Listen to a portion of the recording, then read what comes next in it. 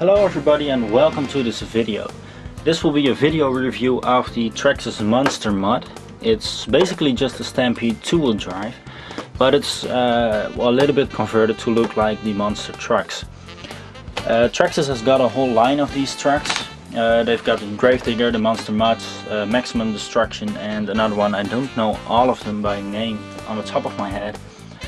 This one is particularly cool because it has a few little details that the other trucks don't have. One of them would be the little tongue sticking out of the back, which is just a piece of Lexan, same piece of Lexan that's used on the body itself. And obviously the big ears that flap in the wind when you're driving. Now first things first, this is pretty much a Stampede two-wheel drive, but this is not stock.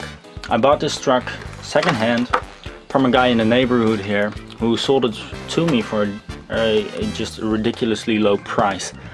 When I got it, it did have an XL5 speed control, but the motor that it got was another brushed motor which broke down on our first run. So the guy I bought it from didn't take too much of a care for the truck itself, didn't know what he was doing, sold it off for a ridiculously low price. It cost me about, I guess, 20 euros to get it back up and running. And all in all, it was just such a bargain. I would really cry if I hadn't bought it. Now this truck, I gave it to my brother so we can run together, because he doesn't have an RC truck, but he does like to come with me when I am driving. So let's take off the body, and you can see that the tongue is just another piece of Lexan, and that the ears are held down by a little piece of Velcro right there. Now this is, well, not real leather, it's leather-like, but it does the job. It looks pretty cool. So that aside, I can show you what things are not stock anymore. So let's get it a little bit closer, and you can see right here that it has a 2.4 GHz Traxxas radio. This is the transmitter for it, just a standard old thing that you have. This transmitter does not come with the truck. When you buy this truck you get the 27 MHz version of this, but I had this laying around, it wasn't used, so I put it in this truck. Also, because the XL5 system proved to be, well, just faulty, I used several motors in there. One of them was a brushed motor that I've used in my Traxxas Rustler back in the day, and that motor was fine, and it burned that motor too. So, to be able to run it, we got this 60 amp ESC from Hobbywing. This is a brushless ESC and it does the job pretty okay. You do need to gear it very lowly in order to keep it running, because this system tends to overheat quite fast. But we've run it with a setup and it does actually hold up quite well. The motor that I'm using is a 9-turn 4300 kV motor. It's one of those fin motors, also from Hobbywing, easy run. So it's basically a 380 motor, which you would normally find in a Traxxas Mini, but it does power it along pretty well. Like I just said, you do need to gear it very low though. So back to the truck itself. One thing you would also notice is this really weird thing on top of here, and that's just a little bike light in order to be able to see where you're going when you're driving in the dark. Now, things that I really like about this truck is the ride height. Now, to be honest, the ride height isn't as high as it stands out right here. It actually is as high as the bulkhead in front on the diffs, so it's a little bit lower than you would think.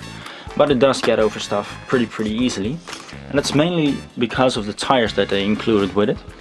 These tires are absolutely massive. I don't have any other tires around, except my trusty old Rustler, and you could just see the tire difference right there. Let's put it on its side. You know, you can see right here the difference between them. So, well, this is just immensely tall. I believe they're 2.8 inch. I'm not really sure. 2.7.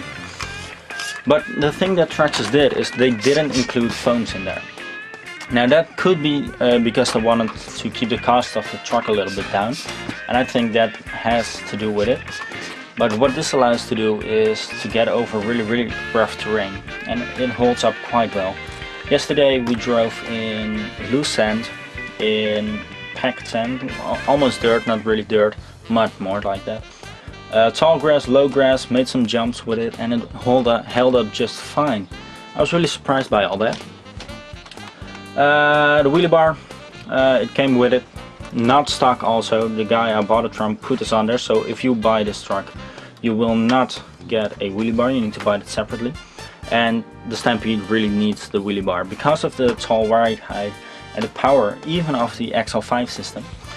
You do get wheelies quite fast, and it's quite a lot of fun. That's why you actually buy a Stampede. Now, I've driven this also. I'm used to the Traxxas Rustler, and that has a lot of understeer, so that means that when you actually steer, the car tends to go in a straight line. Now with a brushless system that is even more apparent. So you do really need to learn how to drive a two-wheel truck like a Stampede. When you want to turn, you need to let off the throttle. But it just does an amazing job, and I was really surprised how this thing held up off-road. I might dare to say that it held up off-road a lot better than my Traxxas Rustler, which is pretty blinged out at the moment. It's a pretty powerful truck. This isn't, but on the 2S LiPo it really did alright. You get the Traxxas big bore shocks, or call them big bore if you want to. You have a lot of adjustability with these. You can change out the springs, the spring rates, you can change out the oil, which I pretty much always do because Traxxas does a decent job with the shocks, but you always want to set them up just for the place that you're running them in. You can also change out the pistons, and the pistons you actually get with the truck itself.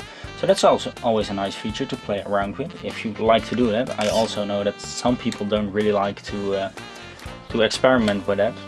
It's just a little bit of gray area, and in this kind of hard, but it's just like soldering. The more you do it, the better you get at it. In the shock, the same thing. Shocks are a little bit longer than in the front. No big problems there. The transmission. Even though this is stock, a brushed car, the transmission inside is all metal gear. So I have put a brushless system in here, and it's a very mild brushless system. But I can tell from experience that this transmission will handle very high power systems very effectively and very easily without any problems whatsoever because of the gears, because of the all metal gears inside. There's just one plastic gear, and that would be the spur gear, which isn't too bad because if something strips, it needs to be that gear. It's pretty easy to replace. You also get a slipper clutch. Very important to set it up right, especially if you're running the stock system, the XL5 with a Titan 12 turn motor.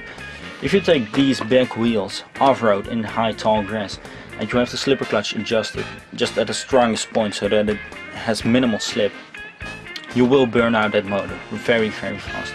So that's just nice and loose, and just experiment with it a little bit. There is a point where you go on the acceleration and the truck just feels like it has no power at all. That's the point where you need to go a little bit back on it. But all in all, for the money, stock, I think it's just about worth it. You do get just a stock Stampede 2-wheel drive, and yes, the stock Stampede 2-wheel drive is a little bit cheaper than the monster truck versions, but the looks of this just make up for it. If you do like this truck, and I absolutely love this body, it's the best looking truck I've have ever seen, to be honest. Stock, that is. You do get a little bit of extra value there, you know. Trucks, RC trucks in general, or RC in general, is just for entertainment, and this just increases that without doubt. So this truck in its current form, mild brushless system, there's just one problem with overheating, that's it. But I would say I can recommend this. Traxxas, you can't really go wrong with that, especially if you are a beginner. This is a beginner vehicle. You can't adjust many things. You can adjust the toe in, as you can see here, but no camber adjustments. And in the back also you can't adjust the camber. Now if you break these, you can buy adjustable camber links, which you will find on the Traxxas Rustler VXL. Those will fit just fine on this truck. But like I said, Traxxas, you can't go wrong with them if you're a beginner, and even if you're a novice, you can just get a high powered system, get a VXL one, and just learn to drive with that. So all in all, thanks for watching. If you have any questions, you can ask me, or just take a glimpse at the USA forums. I am a member there. Please note that I'm not an expert on anything, but on that forum there are a lot of people who have experience with all kinds of trucks, and just RC in general, and they can help you along just fine. So thanks for watching, please leave a rating and give me some feedback. It's always nice to hear what people think.